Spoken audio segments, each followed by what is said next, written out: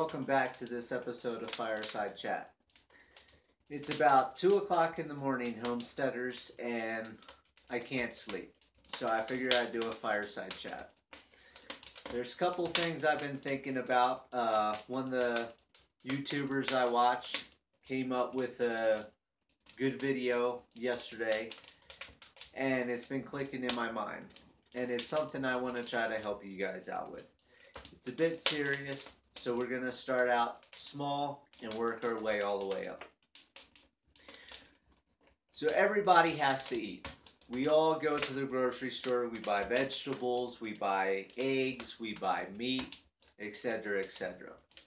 That's something you spend money on every week, every month, every year for your whole life. By homesteading, it gives you a little bit of freedom. By having a little garden in your backyard, or having half a dozen chickens, or having some rabbits or pigs, etc., whatever you can do, in the long run it saves you money. A garden doesn't take much money except the first year. You know, you have to buy dirt if you don't have good dirt on your soil. You got to buy trellises or fencing to make trellises, or fencing to keep deer out, things like that. But once you have that infrastructure built, you know, you're only looking at maybe $10, $20 a year in seeds, if even that much, to grow your own food. I was at the point I was spending $5, $6 a week at the grocery store just buying sugar snap peas, and then buying bell peppers anywhere from 50 cents to $1 a pepper. You know, cucumbers, $1 a cucumber, zucchinis, carrots, etc., etc. It all racks up. It all costs a bunch of money. And if I'm spending, you know, $10 a month every month of the year on veggies alone, which I was spending more than $10 a month, but just $10 a month, that's $120. And if you can garden, you know, half of that year, your vegetables are free and clear, minus that $5, $10 investment to buy seeds and that stuff. Or if you have an indoor greenhouse, things like that, you can have veggies all year. And you're able to have healthier veggies that aren't sprayed with herbicide and pesticides. They have more flavor. If you've ever eaten out of somebody's garden, you know the flavor is there. It's spot on. It doesn't taste like cardboard. It's not bland. Especially tomatoes. You have tomatoes out of your backyard. I mean, there's nothing like a fresh tomato. So that's one thing to consider. And then you got to start thinking. And this is where we're going to start getting serious. So you have a big snowstorm that rolls in. What do a lot of people do? They run to the grocery store. They try to get bread, milk, butter, eggs, all these items that, you know, for the next 2 to 3, maybe 4 days of the snowstorm, they're not going to be able to get grocery store. And you're out there running too. You're standing in long lines. If the food's not on the shelf, you can't have the bread, you can't have the eggs, you can't have the milk, because it's gone. You got to go to another grocery store and hope it's there. With homesteading, you know, we're canning, we're producing fresh food. We have chickens that have eggs coming in, veggies that are producing vegetables. And when there's a snowstorm, like yesterday, we had, you know, 4.5, 5 inches of snow. I didn't have to run to the grocery store. And that's one thing I want you guys to consider. You know, try to, you know, you don't have to go doomsday prepper where it's end of the world and have the fear tactics everybody's pushing. But it's something that you do need to consider, and that is, you know, stock a little bit of food away. For a rainy day, for a snowy day, for an event that might occur that, you know, could be bad in the future, that, you know, you're able to make do. And that's a small scale. Then you got to start looking at little bit larger events, such as Hurricane Sandy, Hurricane Katrina, um, different scenarios that Mother Nature plays out, that if you're not in that situation where you got flooded out, but you're on an outskirt town, those outskirt towns, and like up in New York and New Jersey and things like that, if you weren't affected by the hurricane but you were on the outside, your grocery stores ran out of food because everybody was rushing to the nearest store.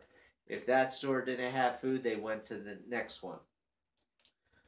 So then that gets you want to start looking at, instead of 2 to 3 days for a snowstorm, you want to be looking at, a week to 2 weeks for a natural disaster.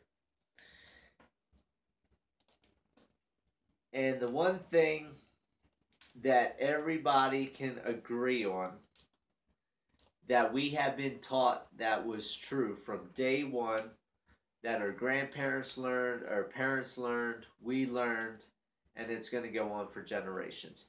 And that is, history repeats itself. That's the one thing that has been taught to us that is correct. The 2-story house, white picket fence, everything like that, sports car, everything to impress somebody. We're taught that, but that's not true. That's not right. If you look at the world as a whole, and you look at history as a whole, it doesn't matter what color you are, what race you are, what religion you are, what background you come from. The one thing all societies, all cultures, all nations have succeeded in is homesteading. If you look at the Egyptians, you look at the Romans, you look at the Aztec, the Mayans, the Scots, the English, the Asians, the Chinese, the Japanese, the Australians, the Canadians, the South Americans, all these different cultures, all these different nations, there's one thing we've all done, and that is we've gone back to our roots after a disaster, after a Great Depression, after hardships, and that is homesteading. That's one of the founding things of America, was homesteaders. We got land, we got animals, we got gardens going, and we were able to survive. We didn't have to go out, work jobs, things like that. It was barter and trade. We were closer as society, and technology has taken that away from us. I mean, look at, natural disasters and wars and things like that. You look at back in the Appalachians, or the Appalachian mountain range.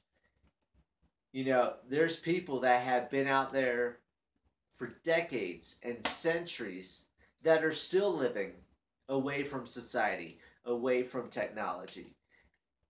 And they're flourishing. That they have the food they want. They barter and trade and build the houses and everything like that. And they're able to survive. Go back to the Great Depression. Yes, it's a serious thing. I'm not trying to scare anybody, but it's something you got to consider.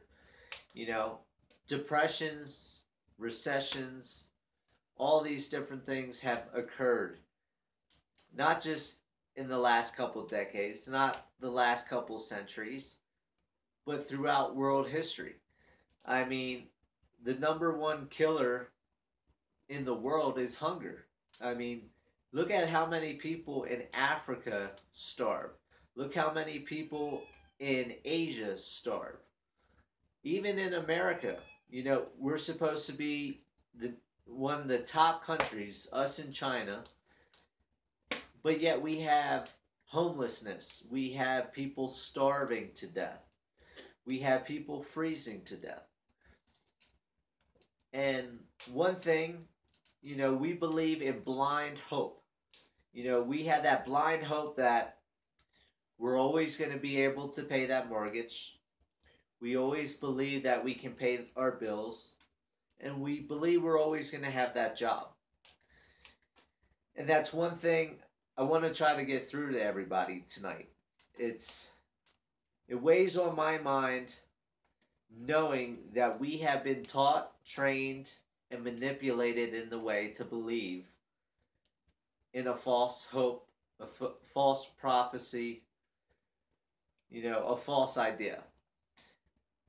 We have been brought into cities. We have been brought into society to get away from being a recluse, to not be the guy out in the wilderness. Technology, everything else. But in my opinion, that technology is not helping us. If you use technology as a tool, it works. But how many of us are there?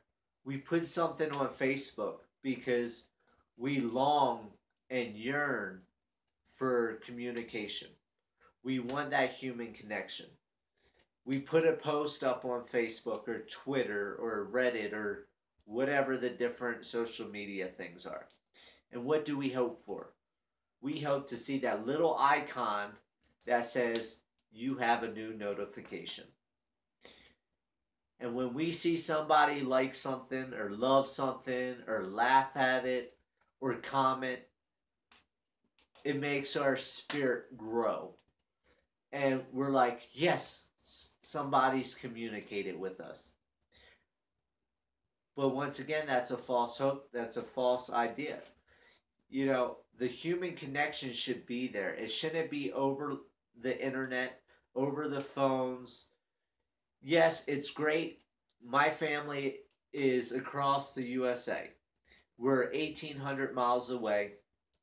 My family can't just hop on a bus and be here in 20 minutes to see what I'm doing. So technology helps on situations like that. But there's a lot of us, we go out to dinner with our family, and we're all sitting there texting away on the phone or on a phone call or whatnot, and we're not spending time one-on-one with that human spirit, with that human contact, clicking us in to where we should be. That's one great thing with homesteading. When our great-grandparents and our ancestors, and going all the way back, everybody who has homestead, you get into these little networks of barter and trade. When technology wasn't around, when you had a visitor knock on your door, it was amazing because you had somebody that you could communicate with, somebody that was there, that you had that one-on-one personality, one-on-one contact and conversations. And I'm thinking that's what we need to get back to. The Great Depression was a major blow to a lot of people. A lot of people lost everything they owned, everything they had. And there was a lot of death from suicides, from freezing to death, from hunger, from shootings and stabbings and robberies and burglaries and things like that. But I bet you those farmers that were out in the country, out in the mountains, were still there. The Great Depression came, the Great Depression went, they were not affected. They still lived their lives. And that's what we're building here on today's Homesteader. We're building an ecosystem that will be self-contained, self-sustaining, and help me thrive in good times and bad times. And that's one thing I want to try to help you guys with. I want you to get off of this rocking chair. Get off of that couch. I want you to get up. I want you to get motivated. I want you to do something. If it's just a small little garden that gives you a handful of green beans every couple weeks, that's green beans you're not paying for. That's something that you can rely on. Because one of these days, between layoffs and store closings and bad economies and government debt going out of hand, you might not have that job. You may be lucky right now. You may have that job. You may be able to pay your mortgage. You may be able to pay your bills. But think about it. If you get hurt on the job and you don't have the benefits to pay you while you're down for a month, or if you get laid off temporarily for 2 to 3 months, or worst case scenario, you lose your job and it takes you 2 years to find a new job. If you had a garden, if you had some chickens, you at least would not starve. And then at that point, when you lose your job, you still have those bills.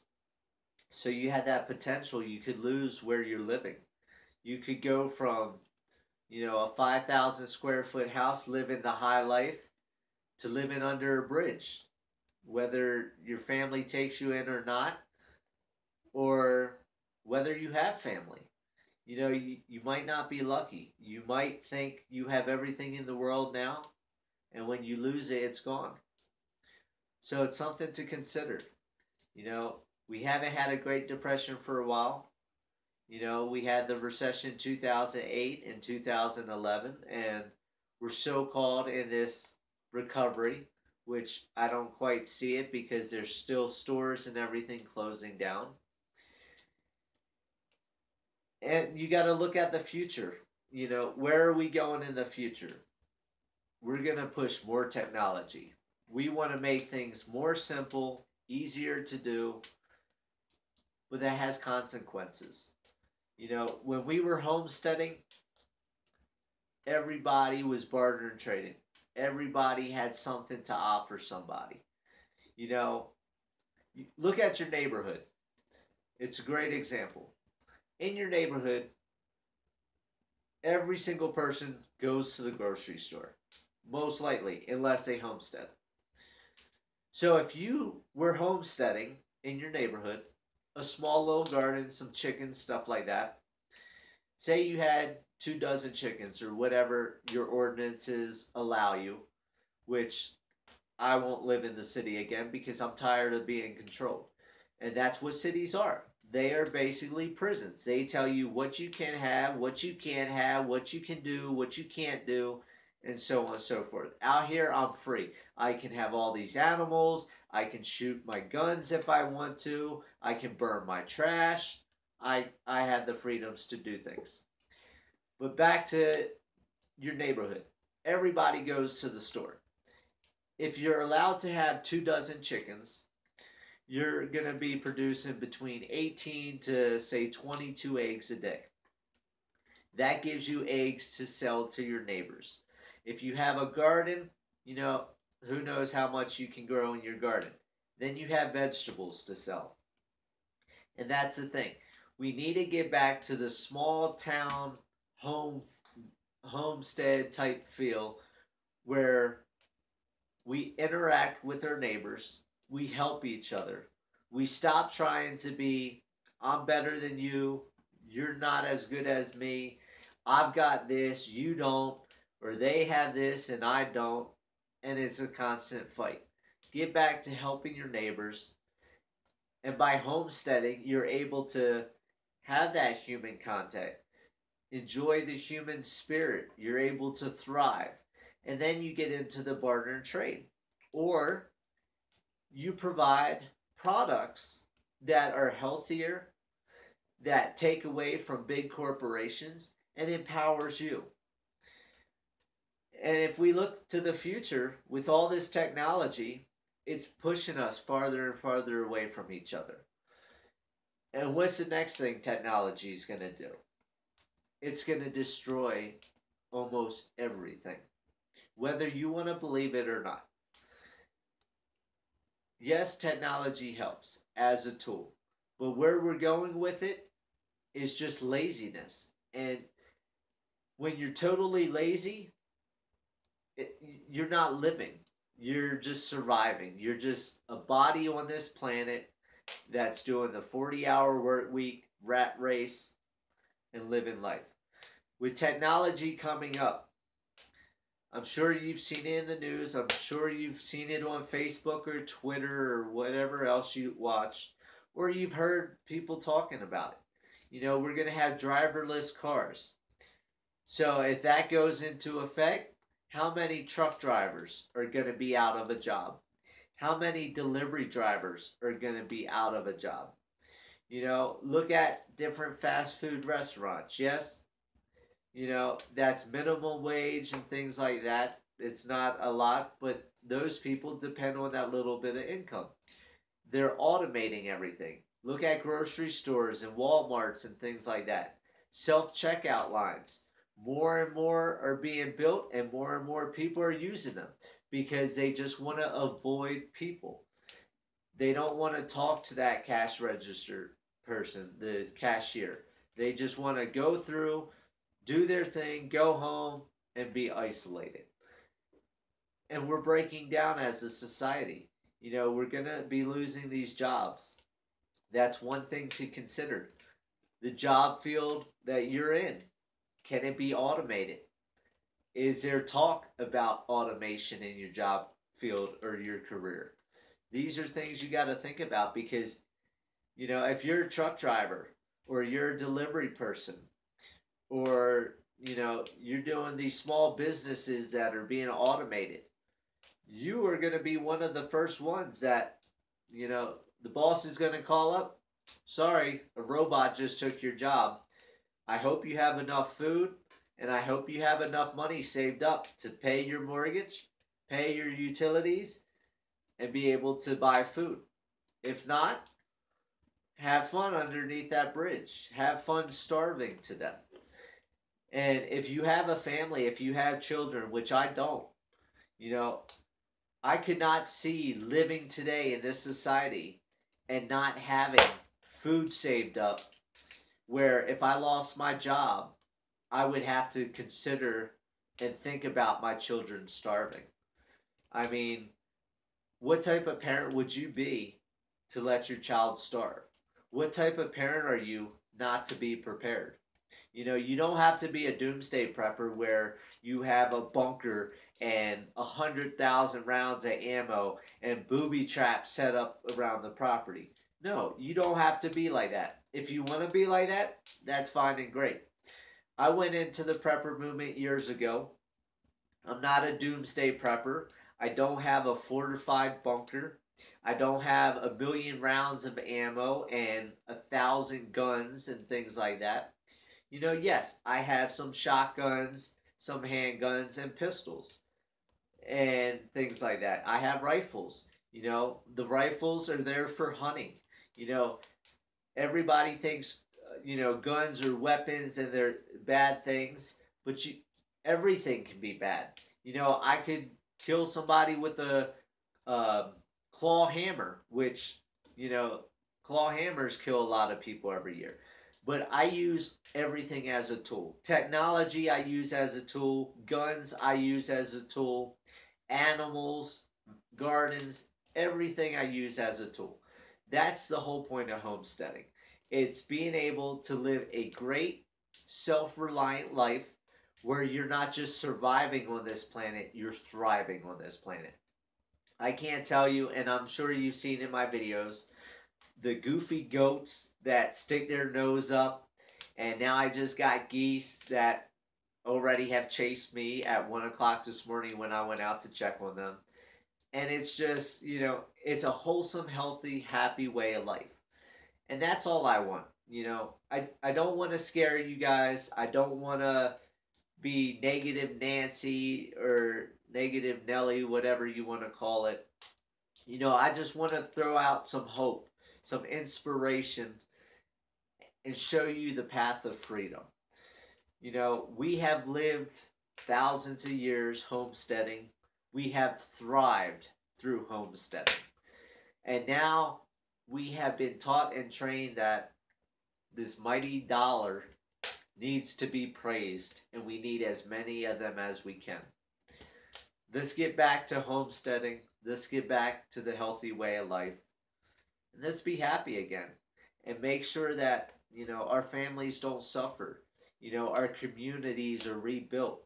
our human connection is rebonded. You know, if you see your neighbor and he's having a bad day and he's a total asshole, excuse my language, but if he's a total asshole, just tell him hi. Whether he says hi back or not, just that little friendly human spirit connecting to one in need, one that's hurt, one that's a total asshole, just might change that. Who knows? That asshole neighbor could be a customer for your eggs, a customer for your vegetables. When something happens to you, when you lose that job because you reached out and spoke to that neighbor, who knows? That neighbor might be there for you. All in all, I hope everybody has a good night. I'm going to try to get some sleep. I got all these new animals last night, so I'm having trouble sleeping because I'm listening. I want to make sure they're all getting along together, and I want to be up at daylight to make sure I'm out there to watch the animals for the first couple hours so they get associated with their new surrounding and they bond with the other animals. With that, I'm going to say goodnight, and I'm asking you deep down in my heart to reach out to somebody. Somebody that's hurting, somebody that needs that touch, somebody that might be that asshole. Change somebody's life for the better. I hope you find that happiness and you're not just in the pursuit of happiness. Find that happiness. Find that freedom. Find that spark of life to bring you back to where you should be, where we have been for thousands of years before everything has taken us to technology that has separated us. With that, carry the human spirit on and have a good night. Live happy, live free. That's the only way to be.